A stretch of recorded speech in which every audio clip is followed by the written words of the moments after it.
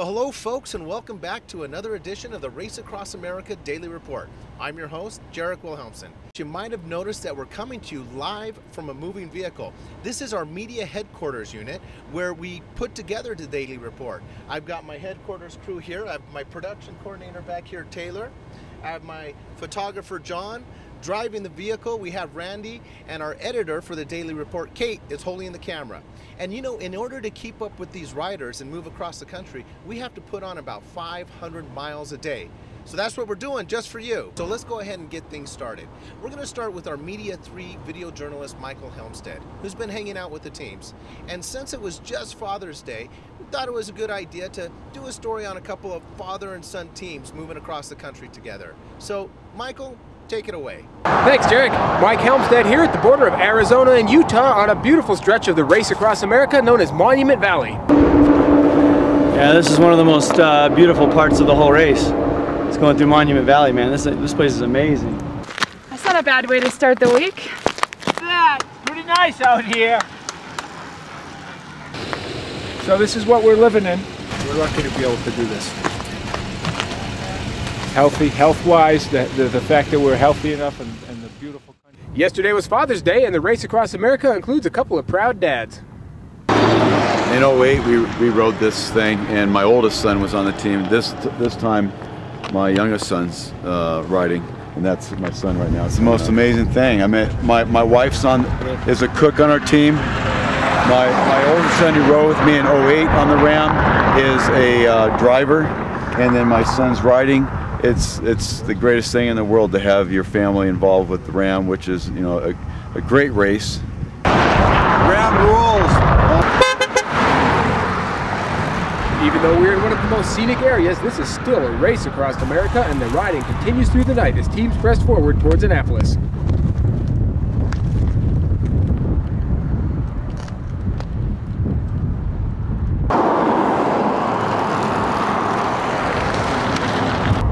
Yeah, so we're giving our rider 10 miles. We're seeing how he's doing with the headwind, and then we're going to decide in about 3 minutes whether or not he's going to be capable of continuing on. Even though there's a big hill running right now, that hill has got a huge headwind, so he's only doing 19 miles an hour downhill. I have a 14-year-old boy and a 15-year-old girl. I think the 15-year-old's the youngest one out here. It's a lot of fun, but I can't ride right now because of the crosswind. And he's 90 pounds. Yeah. 80 pounds. 80, Yeah, gorgeous. he climbed 1,000 vertical feet for me for Father's Day. It was awesome. That was my gift. Tight transition. Good job, Have a buddy. great ride, Ross. Okay, God bless you, man. You too. Have a good ride. Good job, man. On the road with Media 3 on the Race Across America, I'm Mike Helmstead. Back to you, Jarek. All right, thanks a lot, Michael. Now, we're going to move ahead a little bit to the middle of the pack. Our Media 2 video journalist, Allison Otto, has been making her way through Colorado and southern Kansas. One thing that we noticed as soon as we entered Colorado was the rain.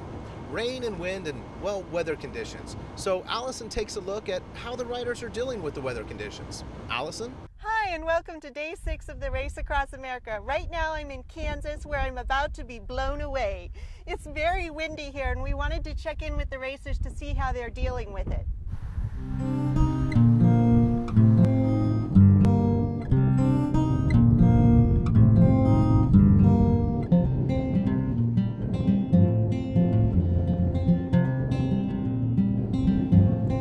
He is accustomed to training in this kind of wind.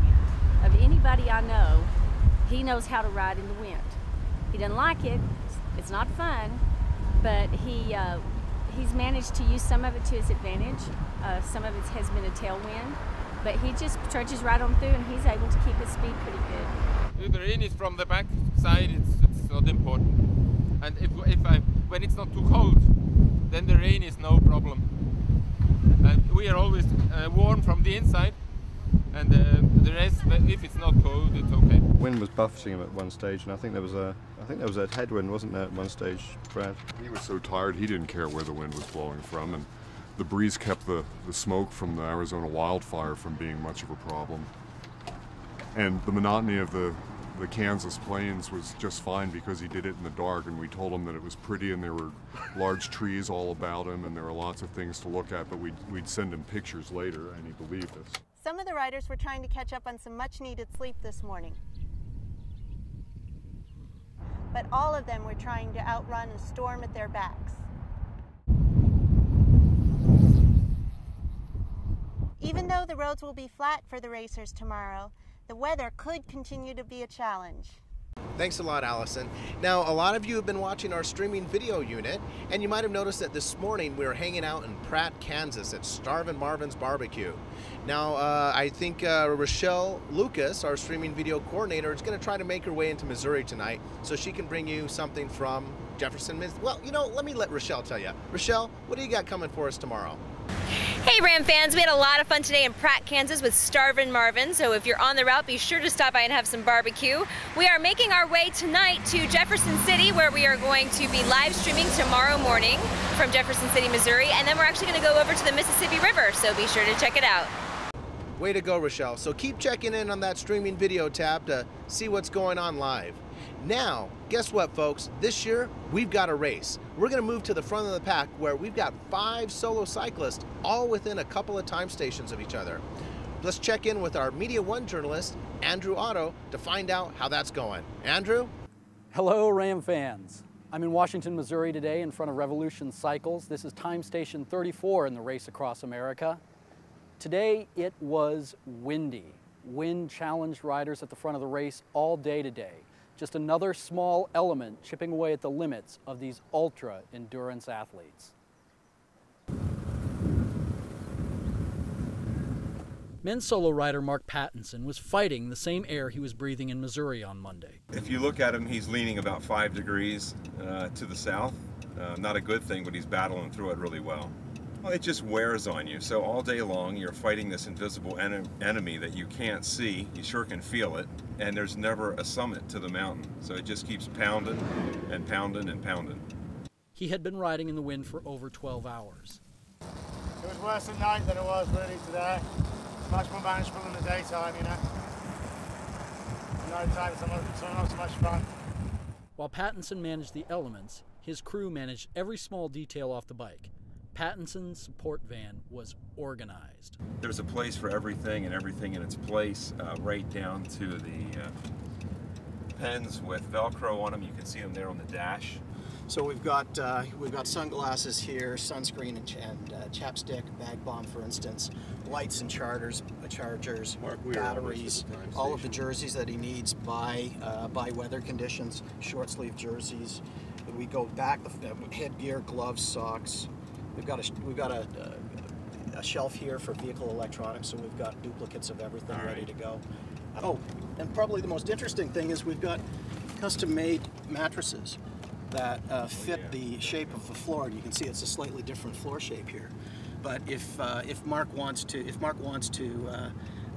take a nap and the RV isn't available, if he wants to take a short nap at a moment's notice, we can just roll this out and have him sleeping very quickly. Is the wind giving you any trouble? I'm not going to let it bother me. If I say yes, it'll just be harder. And that is how women's solo leader Leah Goldstein dealt with Monday's wind in Missouri. As for Alberto Blanco, wind was the least of his problems. Blanco continued dealing with Schirmer's neck Monday. A rig made of a backpack frame, wheel holder, and lots of duct tape held up Blanco's head as he held up third place in the men's solo field. Near Lake of the Ozarks, Marco Bello rode in second place, pursuing men's solo leader Christoph Strasser.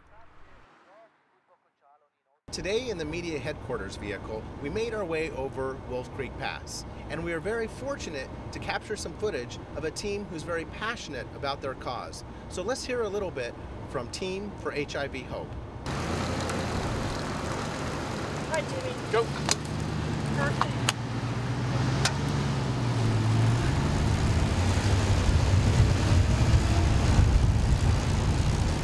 Well done. Thank you. Good. No, we're not done yet. Why are you riding? I'm on Team HIV for Hope. I'm just in a different kit right now. I needed my arm warmers. This is the only thing I had clean. We're running because AIDS isn't over, and HIV still causes AIDS, and AIDS is still killing people. Why is this important to you? Because I'm HIV positive. And I want to make sure that everybody knows that HIV and AIDS are still out there. People have forgotten. I can't talk. That's fine. Well, folks, there you go. Another daily report coming to you from the freeway somewhere outside of Trinidad, Colorado. And in closing, our favorite saying in here, the road goes on forever and the race never ends. We'll see you out there on the Race Across America.